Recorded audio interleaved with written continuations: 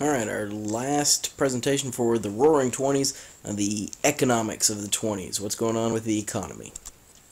Question number one, how did the automobile and Ford Motor Company cause economic changes in the United States during the 1920s?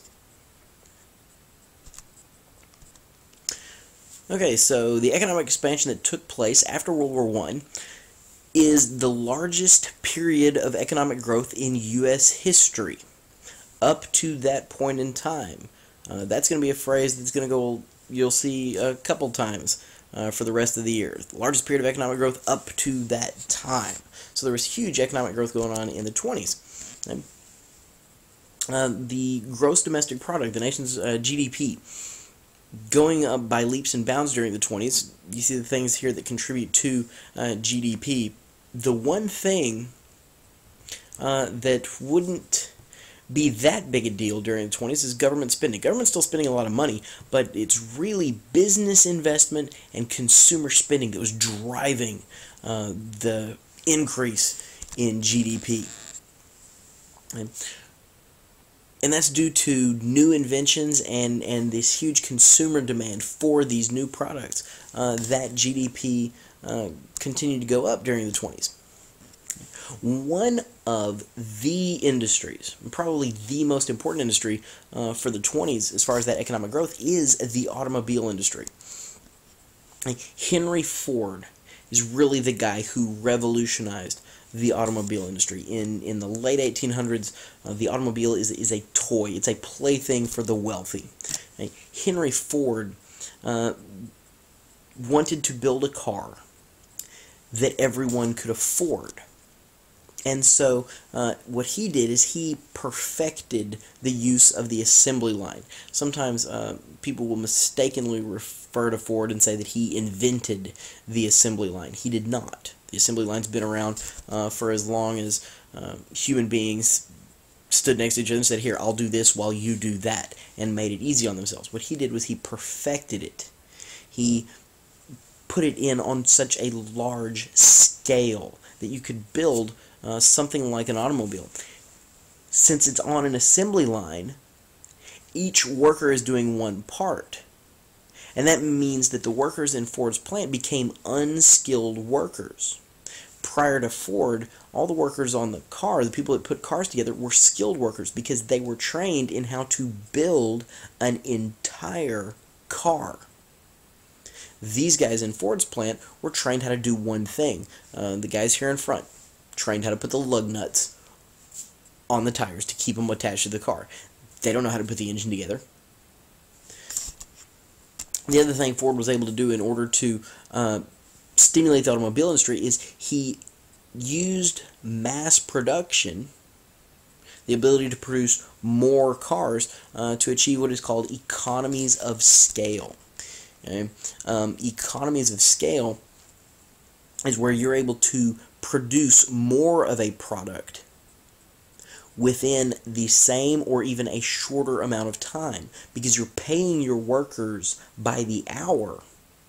If they produce 1 car per hour or 10 cars per hour, you are still paying the worker the same amount, which means cost per car actually goes down. And what Ford did is he brought the cost of the car down. He passed the savings on to the consumers.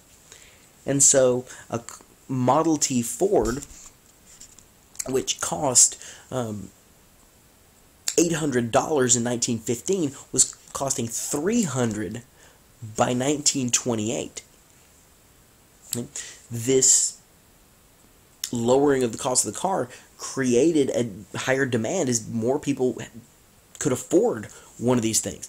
And as car sales went up, that stimulated growth in what are called companion industries. A companion industry is an industry that when industry A does well, you have to buy things produced by industry B. So some examples for the automobile industry: the steel industry.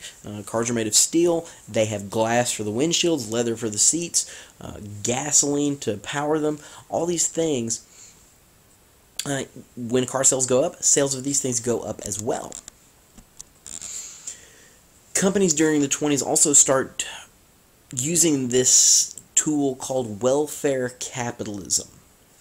Welfare capitalism is a situation where the businesses will give benefits to employees almost without asking.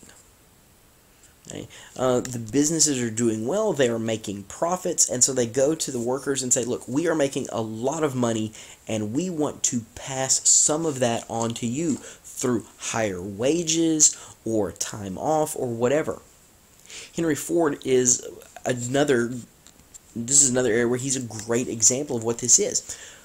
Ford Motor Company was the first company in America to pay their employees $5 per day. You might laugh at that amount right now, $5 per day, but you think in 1920, what's the average wage? The average wage is what? $2, a little bit over $2. And here is Ford who says, you know what, I'm going to give my employees $5 per day. He also is one of the first companies to offer the workers Saturdays off. Most companies, as long as it is not required that the company be open constantly, maybe a power plant or something like that, most companies were already giving people Sunday off. And so you had Sunday to yourself. Well, Ford says, you know what, I am making so much money, we are producing so many cars, we don't have to be open on Saturday, so let's take Saturday off as well. What that did is that was a way to stop unions. Because what are unions after? Higher wages, fewer hours. What is Ford giving his employees before a union even asks for it? Higher wages, better hours. The other thing that it does is it ensures you have a constant supply of people willing to work for you. That way, when an employee walks in and says, you know what, I demand a raise, $5 a day isn't enough, I need $6. Because the surrounding industries aren't paying $5 a day, Henry Ford can look at you and say, fine, go ahead and quit. I've got 20 guys lined up outside that door that would be ready to take your job for $5 a day.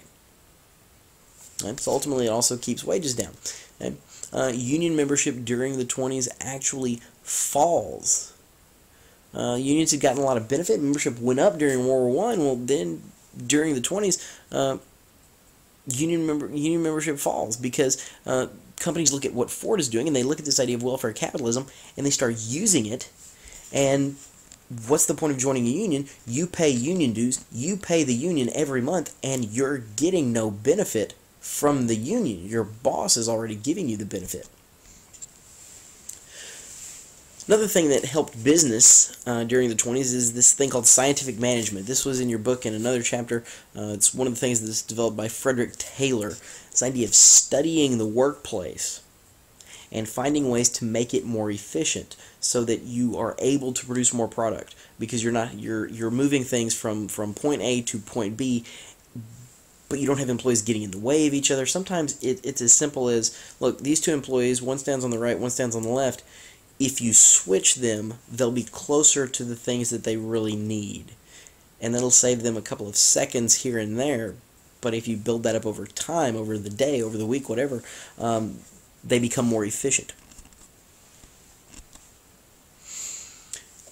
As a result of this economic expansion and growth, there's also an expansion of the middle class. Part of that is continuing from the Gilded Age as you had more people becoming managers and just the need for secretaries and for people who were, you needed to pay them more money. And they performed usually white-collar jobs. So there is this growth of the middle class. Another cause of the economic expansion is more people are spending money. Unfortunately, they're spending money they don't have. More people are able to purchase things on credit during the 20s. Prior to the 20s, buying something on credit, using installment purchases, look, I'm going to buy this thing, but I'll pay it off over time, it was usually reserved for large purposes, usually a house or land. Nobody had that kind of cash. You had to take out a loan, you had to buy it on credit, but you would pay it off over time. Well, during the 20s, people got used to that. It became acceptable to buy everything on credit. There were no credit cards yet. Credit cards aren't invented until the 1950s. But you would go to the store, whatever store it is you frequented, and you would apply for credit at that store. And every day, every time you went into that store, you would look at them and, okay, how do you want to pay for this today? Put it on my bill. Okay. And they would take your name down, they would write your receipt up, and at the end of the month, they would mail you a list of everything you had spent at that store, and then at the end of the month, you would pay it off just like you do with your credit card, just like you're supposed to do with your credit card now. Question number 2. What do these graphs say about the U.S. economy from 1920 to 1929? There actually are 2 graphs here. This one right here is a change in prices from 1920 to 1930. What is it that we're having to pay at the grocery store or the department store, whatever? The next figure will be up here. You may not see a change. You kind of have to watch the graph. The graph will change. You can pause here if you need to. Here's the second graph, and again, you can pause if you need and go back if you need to look at these 2 different things. The farm population and the number of people who are employed on the farms. Okay, that's the second one. So the first one, prices. Second one here, number of people employed on the farms and the total farm population through the 1920s.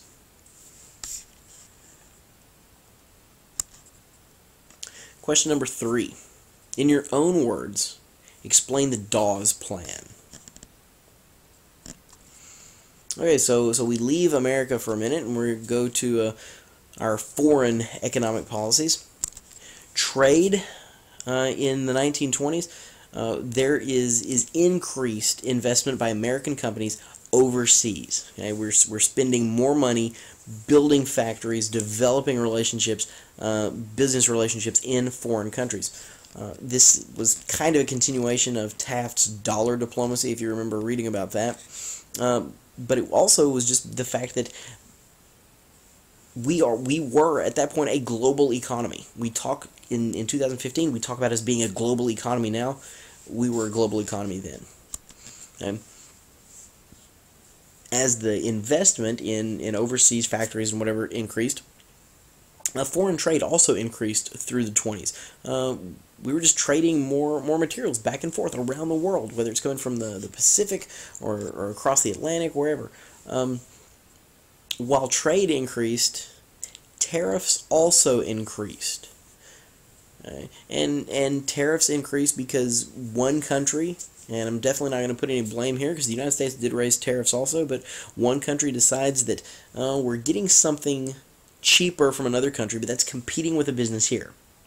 So we're going to raise tariffs to protect our business from that foreign competition. Well, what happens is there's what are called reciprocal tariffs. Other countries then raise their tariffs on stuff coming from your country. And sometimes it may be that when they raise tariffs on whatever's coming from your country, well, they were also getting it from another country, so they actually accidentally raised tariffs on them too. So then they will retaliate with other tariffs. So tariffs do gradually come up in the 20s. Not as much as we'll see in 1930s. Now, European economic recovery from World War I ended up being tied to the American economic growth. Right? As long as banks are making money, they have money that they can give out in loans. Europe needs those loans. Europeans are desperate for American businesses to invest over there. So they need that investment to keep their economies going. So they need loans. They need investment from American businesses. Now, specifically looking at Germany. German economic recovery is in trouble. Okay? At the end of World War I, this is the financial situation in Europe. You see, Germany owes billions upon billions of dollars in reparations, payments for war damages. They have to pay France, they have to pay Britain, and then they do owe some to other countries. In addition, okay, so that's definitely hurting Germany's economy. everyone else's economy is also being hurt because those other countries we're talking about, they owed money to Britain and France, whether it's one of the old Central Powers that owes reparations or one of the allies that borrowed money from Britain and France. Britain and France then also owe money. They owe money in the form of payments of debts. Most of that coming to us for loans that we had given them during World War One. Well, all that capital, all that money flowing out of Germany is keeping their economy from growing. Another thing that was hurting their economy was the fact that there was political chaos in Germany after World War One. Now you had the national government collapsed, and you had all these like mini revolutions in cities where communists would take over for a couple of weeks, and these World War One veterans would come back because they were so loyal to Germany and didn't like communism. They would have to fight these guys off. Well, they're fighting without pay, and you look at this group of soldiers acting like a police force. Well, they're unemployed otherwise, but nobody's paying them. So it becomes a huge problem. Not just economically, but also socially and politically. And there was this fear that all this economic chaos in Europe might cause another world war. And so the United States helped develop a plan to help Europe recover. It was called the Dawes Plan. And it's going to help get Europe out of this economic funk. First off, the United States is going to loan money to Germany. Germany was having an incredibly hard time paying off their reparations payments. At first, they decided, well, okay, we owe all this money, so what we'll do is we'll just print off a bunch of money and shovel it over to Britain and France, and it'll be fine. We'll just print money and give it to them. The problem was that caused horrible inflation in Germany. And so that really wasn't a good idea at all. So we're going to loan them money. Once Germany has the cash, they will then be able to make those reparations payments. They'll be able to give that cash to Britain and France. That will stimulate the banking and investment centers in Britain and France, and their economies will begin to grow. And then, as they have the cash now, then they can begin repaying loans from the United States that they incurred during World War I. If you take that to its next logical conclusion, as they pay off loans that the banks had given them, the U.S. banks had given them, that means the U.S. banks are getting money. That means the U.S. banks now have more money to then turn around and loan, and one of the places they can loan it is Germany, so they can help make their reparations payments. And essentially, this is what the Dawes Plan looks like if you want to graph it. We loan money to Germany. Germany pays off its reparations. Britain and France then repay their loan wars, their loans from the war. We then can make loans to Germany so they can pay off their reparations to Britain and France so they can pay off their loans to us, which means we have money, and so on, and so on, and so on. On paper, this works. And for a couple of years, it works. The problem will come if there is a break anywhere in this cycle. Okay? If we stop loaning money to Germany, they will have to stop paying the reparations because they won't have the money. If Germany stops paying its reparations, Britain and France won't be able to pay us back. If Britain and France can't pay us back, we won't be loaning any more money. But as long as it keeps moving, everything is perfectly okay. Alright, that's all for the economics. Like I said, I was trying to keep this one short. Don't forget, you have a quiz over Chapter 25 once you finish looking at the social and economic stuff.